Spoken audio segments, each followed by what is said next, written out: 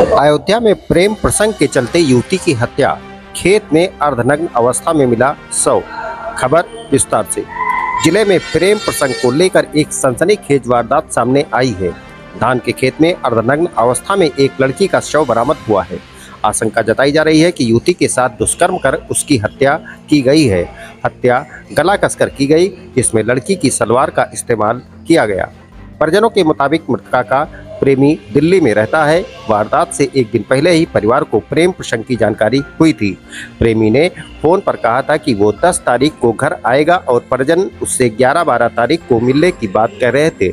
लेकिन शनिवार रात खाना खाने के बाद जब सब सो गए तो परिजनों ने आखिरी बार युवती को देखा था। अगली सुबह खेत में उसकी लाश मिलने से परिवार में कोहराम मच गया। रविवार सुबह पुलिस को घटना की सूचना दी गई। मौके पर पहुंची टीम ने शव को कब्जे में लेकर जांच शुरू कर दी। मृतका के परिजनों की तहरीर पर प्रेमी आलोक निषाद के खिलाफ केस दर्ज किया गया है। आरोपी आलोक निषाद इनायत नगर थाना क्षेत्र के कहनागन का निवासी बताया जा रहा है। पुलिस ने आरोपी की गिरफ्तारी के लिए टीम गठित कर दी है।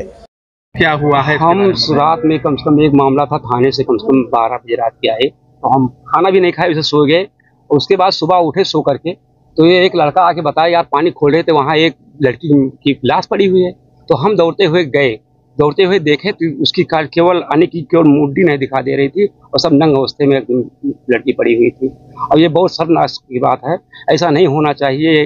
ये बहुत वो है कि कौन किया, कौन बुरी सजा उसको मिले, ऐसा बहुत बुरा हुआ है हमारे गांव के बेटियों के साथ, हमारे समाज की बेटियों के साथ।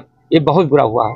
कितनी उम्र रही होगी? उम्र कम से कम 18 साल की, 17-18 साल की उम्र थी और बहुत ही हमारे बगल की लड़की थी। कभी हम लोग नहीं देखे थे, उसको गलत नहीं देखे थे, आज तक नहीं देखे थे। लेकिन क्या हुआ, कैसे हुआ, उसको हम नहीं जानते हैं, लेकिन उसको जो हुआ बहुत गलत हुआ है।